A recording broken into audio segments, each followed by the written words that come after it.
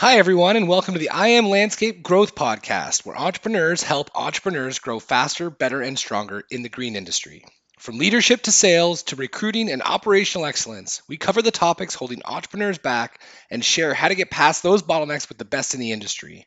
I'm your host, Rob Murray, co founder and CEO of Intrigue, a digital marketing company focused on helping landscape companies grow. So sit back and enjoy the show.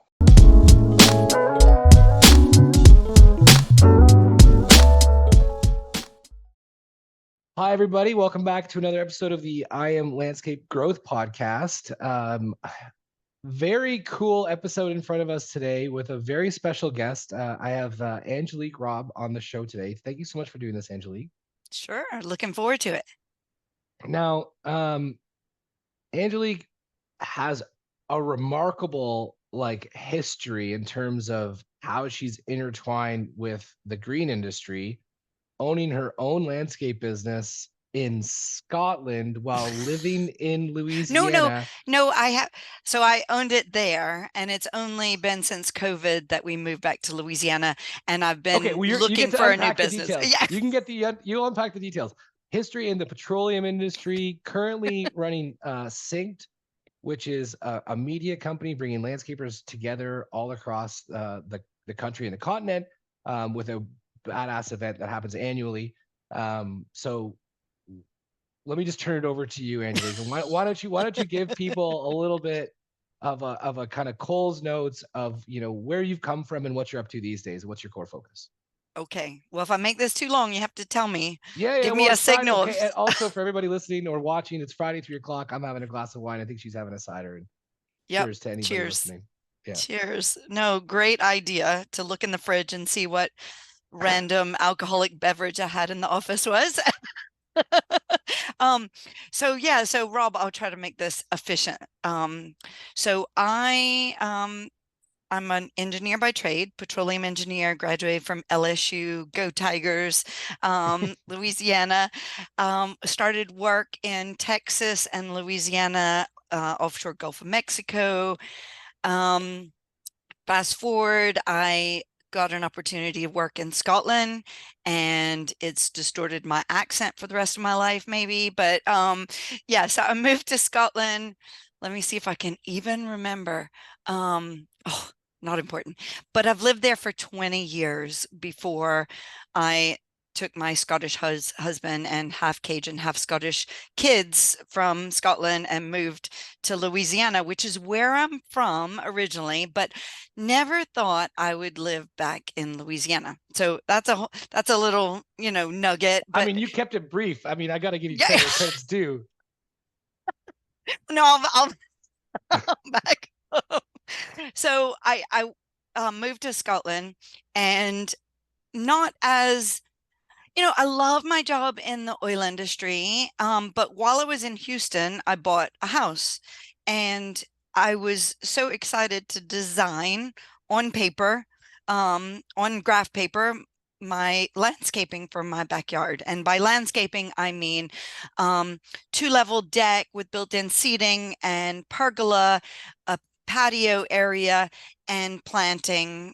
I mean hardscaping and softscaping. Most exciting thing I've ever done to that. And I was like 23 or something, You're just and I was jazzed up about it. loved it. I went to either Home Depot or Lowe's, I can't remember what, and I was like, I need 24 by 4s at, whatever length and blah, blah, blah, all this stuff. And they're like, okay, and do you need this delivered? And I'm like, oh yeah, I need it delivered. Oh, and I need a skill saw and a jigsaw and a, like, so yeah, kind of it was just a project on my own. And then I, it was just so exciting. But the first thing was like, okay, my cuts weren't good enough. I didn't like how the wood was shrinking over time, like all these little things bugged me. So I think my engineering brain was, problem solving. Okay, the weather is harsh. It rains a lot, then the sun dries it out a lot, the wood's shrinking and growing. And, like, how can I do this better next time? Oh, and I have a day job doing engineering. Okay, so I end up in Scotland, and that experience never left me. And although I was doing more interesting projects in the oil industry and I switched company, so you see a bit of a possibly ADHD behavior. I think I've worked for about 11 different oil companies in my career and got bored easily. And the thought of doing hardscaping, design and hardscaping, and obviously softscaping, but like really the hardscaping is what you can transform spaces with. The softscaping is you have to have it. I love plants, but again, to me, it didn't make the transformational So it like spaces. accentuates the space. It doesn't create the space.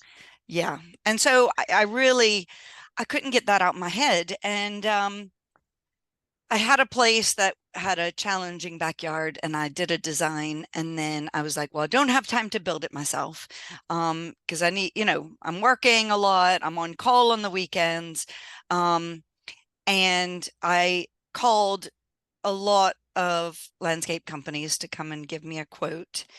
And you'll recognize this. Anybody who, not everybody came to give me a quote. And then, the follow through wasn't there. And then, as we know what it's like, I mean, I know that you're swamped, when the weather's good. But I had one guy come out and he went, "Oh no, you don't want that. I can do you something much cheaper and it'll be much better." And I was like, "No, I know what I want." I want this. And that day I was like, okay, screw it, I'm doing it myself. and I've been in love with the industry since. So I did there was a landscape design and build business owner that she taught design and construction, and I did a class with her. I did multiple classes with her, and I got like some kind of degree or certification. I don't know what it was, but it was more about, am I serious about another career? Because I feel like you have to, it's fine to say, oh, I'm gonna go do this, I'm gonna go do that, and it be a whim, and you not understand the gravity of what you're doing and take it seriously. Right. So I did that. And then I did my first project when we were digging it up and I was 8 months pregnant with my first kid. Checks out. Yeah. And but I was still working in the oil industry, so I still was doing that 3 days a week. And I started my own company where I was doing the design, doing the interaction with the client, and then subbing the work, but still on site. Had my hands in every part of it, but just not physically doing the work because I didn't have the skill set to do it. Straighter. And knew I didn't have the skill set. So and that was the start of it. And yeah, the challenge that we have as an industry really satisfied my need for change and need for variability and need for a challenge, because we have, Mother Nature to deal with. We have lots of different personalities to deal with. Yeah. In some cases the clients are the challenge. In some cases the contractors or the employees that's a challenge. Like the whole thing's a challenge. And it's like, I like the puzzle pieces of how to get it to work, and you end up with something aesthetically beautiful, hopefully at the end, and a product to show that people live with for a long time, and everybody learns from, right? Yeah. So the business is still operating today? It is. Now that's been a challenge in itself, because when my husband and I decided, my husband is Scottish, but he lived in the US more recently than I had. And he kept saying, life's too short to live in Scotland. I mean, I love Scotland, but more from a weather point of view, there's pros and cons everywhere you live. No doubt. But Scotland is pretty far north, and it's pretty wild Yeah. in the all times of the year. We always say that, oh, well, look at these beautiful pictures. Look, when we were hiking here and camping here, and we're like, yeah, but you can't actually see the wind howling in your ears and the fact that Yeah. you are about to be blown off the mountain. And Yeah, no one's ever heard of a Scottish tan. yeah, there aren't. It's more of a wind burn, really. Yeah, exactly.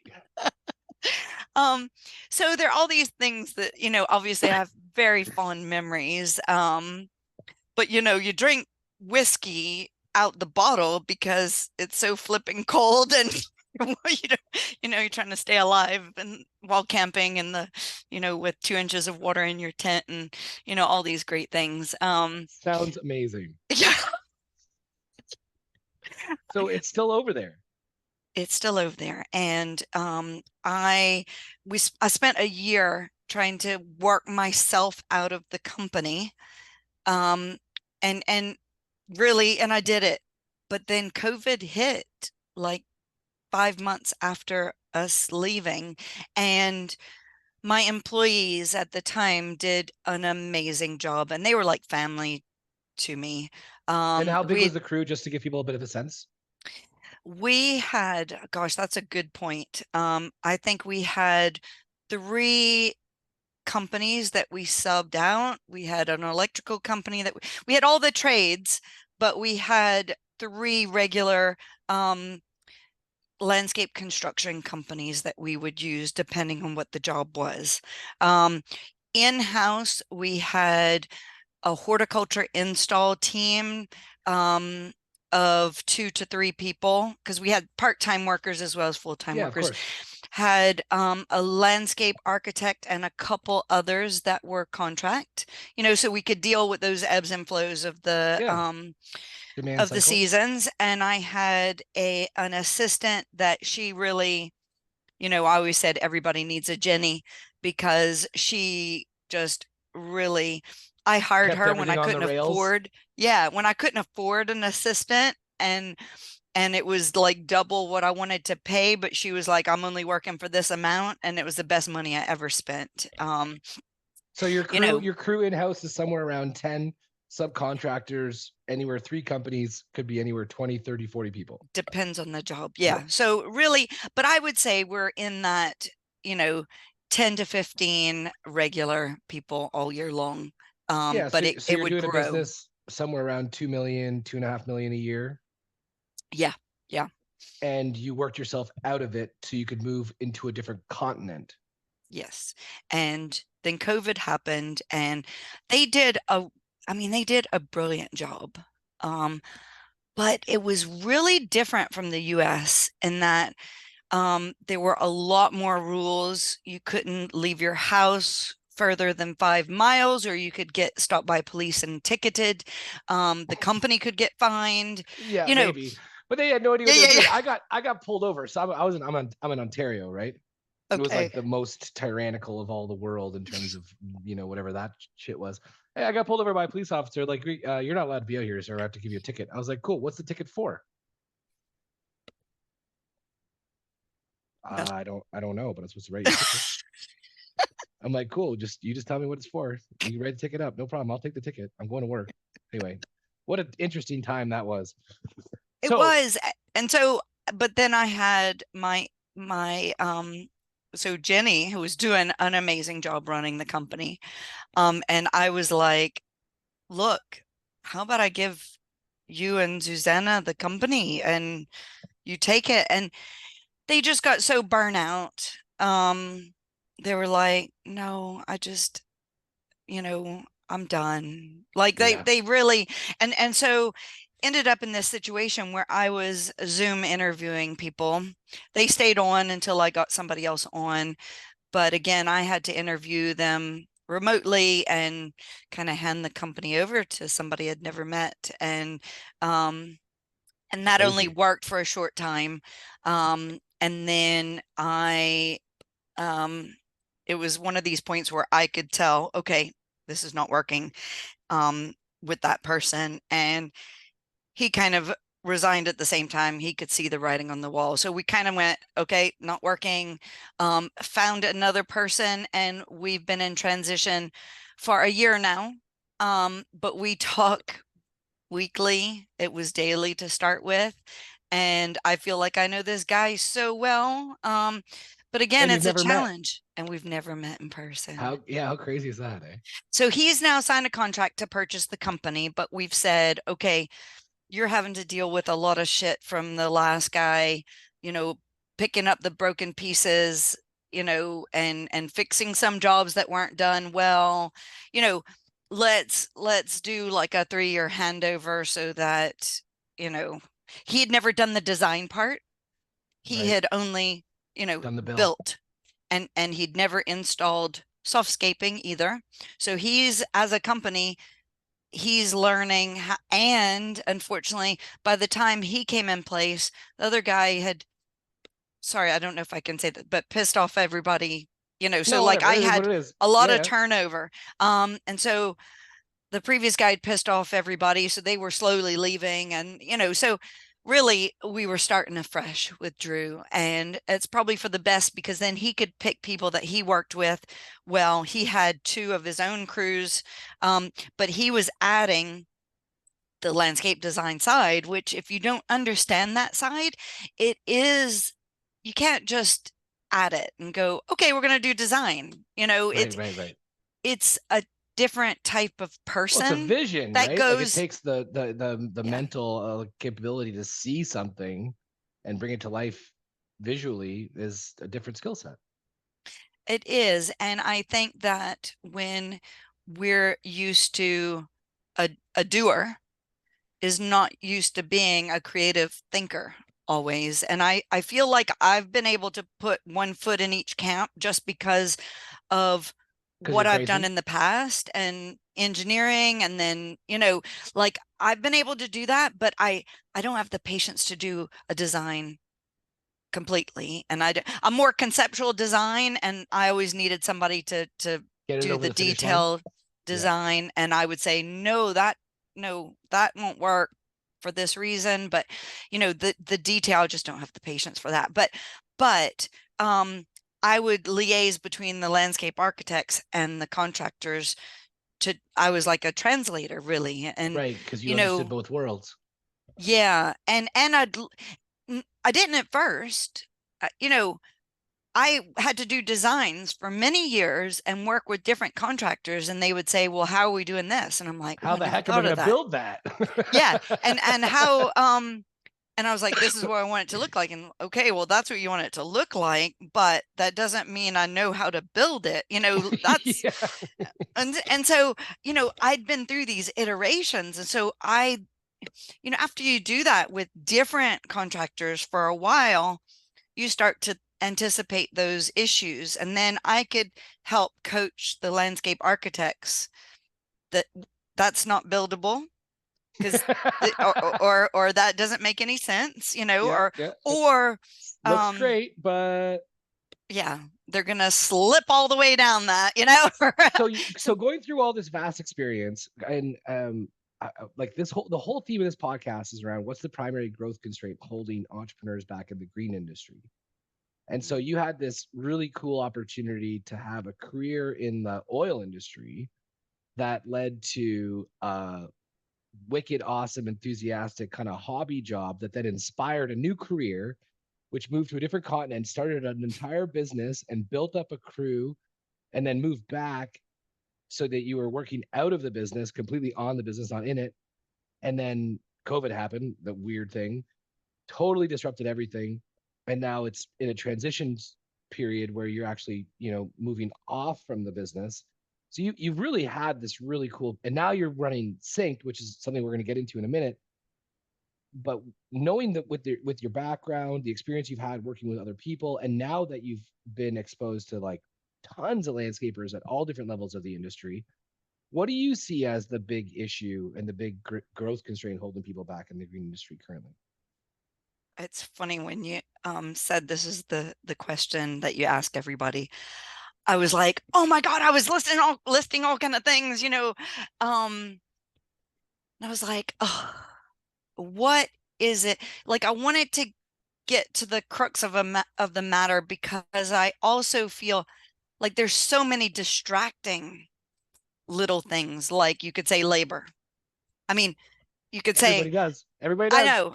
know, and I'm like, no, I think it's what I see that I feel like it's hard to see when you're in the business, but we as an industry don't have that. And again, I learned this in the oil industry, but it's more of a manufacturing thing, is the waste and rework that, because we have such a challenging environment, we're outside. We I know, but never, like, I think this is a really interesting perspective. So, like, when you say waste and rework, sorry, I don't mean to interrupt. Keep going. that's okay. That's I'm okay. so pumped you're bringing this up. Well, because I think, it's like I said, this challenging environment that, like, when you're building a house, once it's watertight, you're golden. Yeah, You know, you're past all of these you're in a controlled unknowns. environment all of a sudden, right? Oh my The goodness, they have elements it aren't so playing. easy. Yeah, right, right. But like the fact that you go and you spend all this effort laying, and in the UK, the primary method of pavers is bonded and mortared. Not open grade and um you know just cemented edges and stuff like that. But you go and lay this and it looks beautiful. And And then the then snow hits and the ice after hits. 6 months, yeah, the freeze thaw, and what, like, it's like, dagger to the heart. Like, you know, the mortar pops up, or shrinks, cures, pops out. Then the pavers pop loose, and then, what kills me is, like, okay, to do this right, we have to lift the whole patio and rebond it, and to, because like, you put one paver in and it's never going to be exactly right, especially if you're working with natural stone. Again, in Scotland, we worked with a lot more natural stone than I see here, so again, a little bit different perspective. But it really, really bugged me. Like, this is why I can't do any landscape construction myself, because I know I can't do it to my own standards. Like, I have Great. Like, you need like, to hire somebody who's done this a lot, messed up, yeah, and knows what yeah. the F they're doing. Yeah, yeah, yeah. But like, I don't think we, and I'm saying we because this is the size of company that I've had, and also I know the stats in the industry in the US is, now I don't know if this is North America or US. I should clarify that with when I'm talking to Canadian fellows. Oh, you're fine. You're good. Whatever. No, but I'd like to know the difference too. But Difference we have between what? like 700,000 landscape businesses, and 86% are 9 employees or less. Sure. Yeah, it might even be higher You than know, that, and with it, less employees. with less employees, yeah. And Yeah. so, really, you're in that harder growth period too.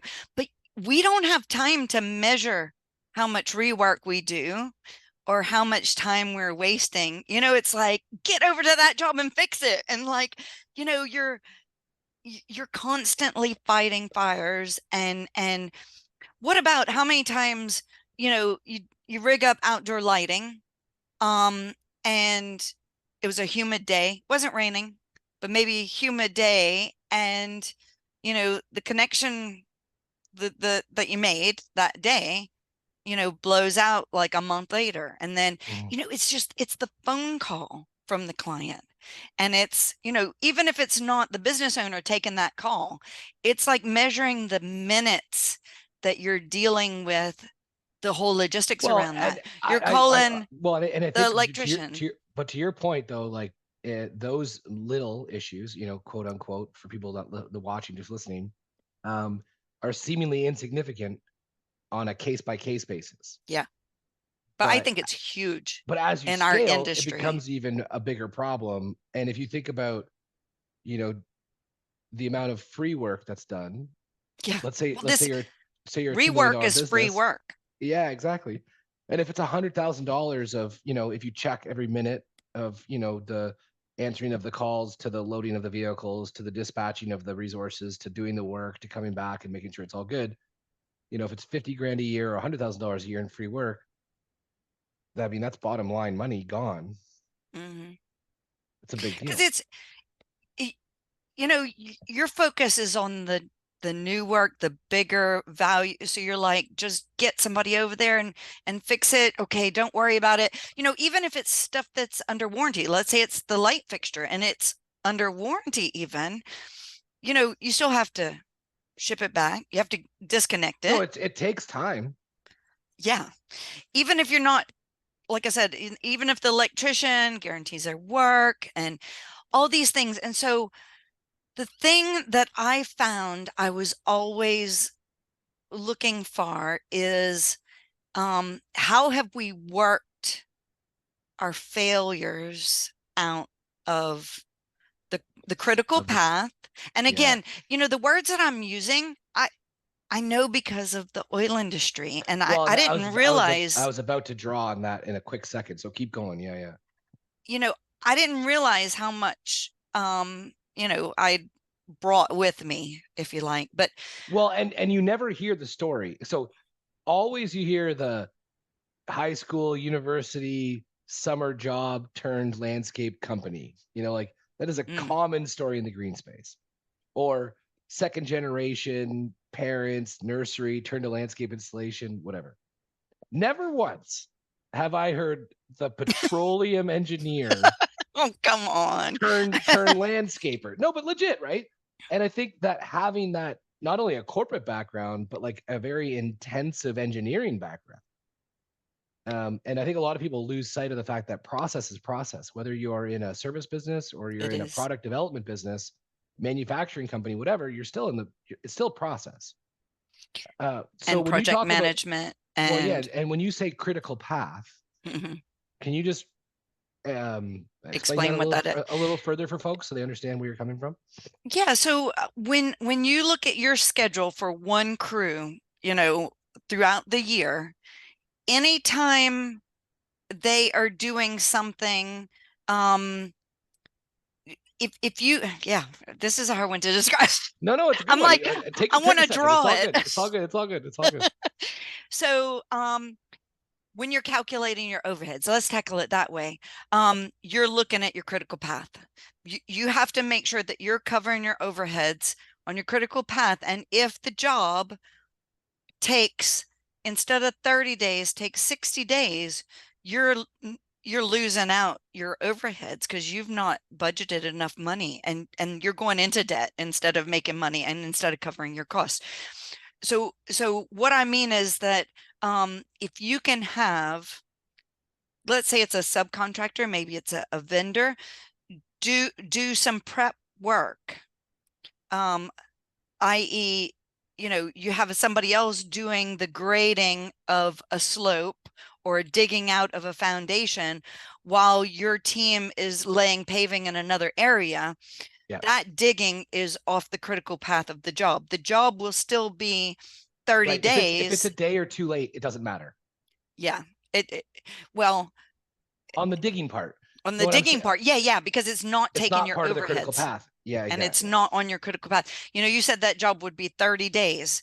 Well, as long as you know, different parts are progressing within that 30 days, they're not counting toward your critical path, that you need to have your overheads calculated on, that it will delay your next job starting and not covering your overheads. So I think the issue about knowing your finances is much more complicated than just what's your day rate, what's Right. Material, your labor hourly costs. rate, because Yeah. it's your critical path, what's on your critical path too. Well, and And do you have any defects? And defects are what you have to go back to fix anytime you have to relay paving that you've already laid. And who's budgeting for defects? Yeah. If anybody. We should be. Right. Yeah. And so some people might have a 20% defect rate. Some people might have a 2% defect rate. But is it being budgeted for in the Well, are you measuring analysis? it first off? Right. And then if you are you budgeting for it? Yeah. That's cool. So yeah. And then, okay, you also have to factor in weather delays. You know, that's separate from defects. That's separate from critical path. You know, we have a really hard job. Yeah. But that makes it more interesting for me to stay in it. Like, you know, like in the oil industry, I moved jobs a lot because I was like, oh yeah, it's kind of copy and paste. There's no copy and paste here, because you always, like, let's say we did mostly residential, but residential, you know, I've had people go, I just want to flatten the yard.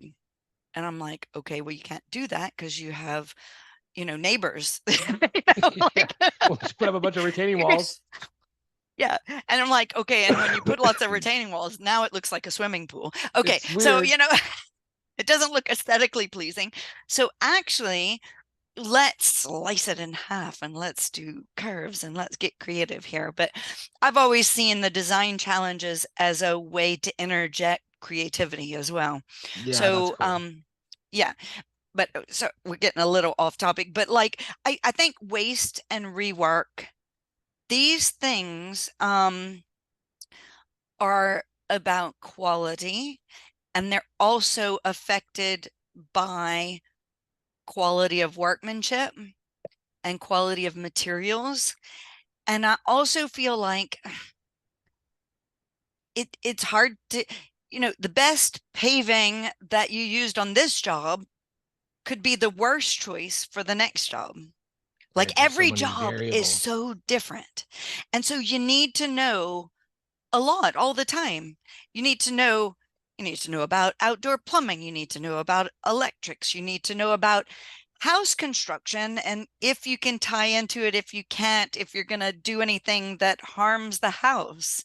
You know, we have to know about grading, water management, stormwater management. We have to, and irrigation to our softscaping, water flow on our hardscaping. We also don't want to slope the patios too much to where you're sitting like this and you're spilling your drinks all the time, you know? Am I wearing one shoe? What's happening right now? I know. Okay, so this, I mean, I love it because, I mean, you bring this engineer mindset to this whole, you know, industry, which is so cool and very rarely, if ever, heard. And then you started SYNKD. Yeah.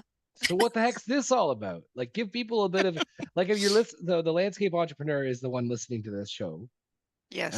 And you've got a pretty awesome approach to supporting these folks. So what is SYNKD, and what made you start it up, and what is it? So I had I like to say media platform, because it's not just a publication, it's not just an event. It's however people need to hear it. But I had something like this in the UK that all of a sudden I started getting a publication in the mail. And then I was like, oh, wow, this is like the best of the best, sharing their projects, their secrets. Okay, maybe not all their secrets, but like, and I'm like, I've been looking for stuff like that. I didn't know it existed in the UK, or maybe it's being brought in from Europe or whatever. Oh, and then they started having events. And again, I always think of like efficiency. And I found it was a very convenient method to use these publications to get inspiration for a project. Like, I'm burnout. I can't think of any more design stuff. I have these issues. Actually, I'm gonna just sit in the corner. And in fact, I had a beanbag and flip through it and just like get away from the computer, debrief, you know, just flip through kind of mindlessly, but then like it would spark ideas. Cool. So I used it for that, but I also used it for like newer products, less maintenance, higher quality. And it was actually their idea, the company in the UK. When they found out that and I've met them at like award ceremonies and stuff, because we had won some national awards in the UK. And so I had met them at these kind of events. And when I mentioned, oh, we're moving to the States in a year, but it's a secret because we're not telling our kids because they're going to cry. So like, Right. Just keep it on the down low. Yeah. you know, and they were like, we've always wanted to launch in the US. Will you launch our magazine and event? And I was like, that's a funny thing. Like, I don't know anything about doing that. Right. Okay. Well, and I said, I have enough on my plate. We have this year of prepping the company, prepping our house, doing all this stuff, lying to our kids. We don't even know what state we're going to move to. Like, we haven't figured that out. It'll be fine, but I'll talk to you later. And they just kept, hey, want to talk about it yet? And I was like, not yet, not yet. Well, we moved in the fall of 2019, and it was an emotional move for the kids. Because How old were they at the time? they were 8 and 11, Okay. and we lived in the country. They went to country school. Like, some of the kids got dropped off in tractors, but rural Scotland is very shy. So, I mean, I'm an introvert who's extroverted, and people thought I was like the most extroverted person. Like, Who's this crazy lady? no. And but then you come to Louisiana and you realize that I'm not as extroverted as most people where I'm from, So the kids got a real culture shock. And I was like, okay, my husband and I talked about it. I went to some nursery and landscape events in the South once we moved here. I was like, okay, everybody's saying, wow, this is a really good idea. Connecting, a platform, whatever you're doing, publication and event is what we started with, that connects design, construction, horticulture, and ongoing maintenance under one umbrella. And everybody said, oh yeah, because this other group never talks to us and that other group never talks to them, and and it could make our lives easier if we could communicate. And it sounded like it used to be that way, and the industry maybe, and I think I saw this in the oil industry. You would need technical strength in your disciplines. Landscape Right. architects have to have that discipline strength. 100%. Construction, horticulture, all these things. But you also had that umbrella or that red thread through all the disciplines that made you understand where everybody's coming from, because otherwise you have together. different objectives and different drivers, and you can just get out of whack. Otherwise, you have a sphere for a house. Yeah. Well, I don't know. Well, yeah, that's a whole nother conversation. No. How do you mow a sphere? But and I was like, okay, everybody seems really, oh, this is maybe something that I should do. So I went to London and spent a couple weeks there with that team just to understand how they run their business, so I could see how to do it in the US. And then I registered the company, and the next day COVID hit. Oh, fuck. For an event-based print publication. And 2020 was going to be the year that I go to all the landscape conferences and learn about the industry. So when was your first show then? We had our first show. I launched the publication in 2021. Yeah. Only in the southeast of the US in 13 states. And we had our first show in early 2022. I think it was March, actually, 2022. So the 2025 show is number 3. It is, yeah. Amazing. And so if someone's listening to this, why would they go and how can they sign up? So we have a website. Our main website is synked, SYNKD.io, short for synchronized, because we want to get all of the sectors, the disciplines in the industry on the same path, footpath or whatever. But we also want to offer them solutions that have worked for other people. And often there are solutions that are working for people, but they don't have a path to be talked about because they involve all the different disciplines. And again, in a sustainable way. Like, how can we do things better, but also more sustainable and also financially viable, Yeah, and the that's a big companies deal. make money on it and it not cause more work and more cost, and then nobody wants it. Right. So it takes a multidisciplinary approach to solve bigger problems. And And so so when is your event? it's January 14th through 16th, 2025 in Atlanta, Georgia. And we are bringing a lot of different disciplines together in a curated trade show, and Intrigue Media are one of those people that are coming. And I'm so excited to meet you guys in person. Well, I'm gonna meet Yeah, you we're in pumped. person We're before pumped. that. I mean, Yeah, we're obviously pumped to be part of it. And you know what? I think what you're to your point though, a lot of associations put on shows and they're great. And I'm not trying to say anything otherwise, but the they're idea of needed. trying, yeah, 100%. But the idea of putting this thread through the disciplines so that people start speaking to each other more and understand where they're coming from. I mean, that can make any type of firm more efficient, if anything, better equipped to handle the challenges of customers and organizational dynamics. I think it's amazing. It should be a step change. Now, again, what I'm dependent on, and I've gotten support from this from the beginning, not grown as much as I want. I've not gotten as much feedback as I want, but like the people that get it are like, oh my goodness, the this is powerful. And I want to be a part of it. I want to learn from everybody. I want to do more with you. And that's what I love. And I want us together, because I can't do it without everybody being involved. I don't have all the answers. Right. Nobody in my team has all the answers, but we're like the facilitators of getting the answers.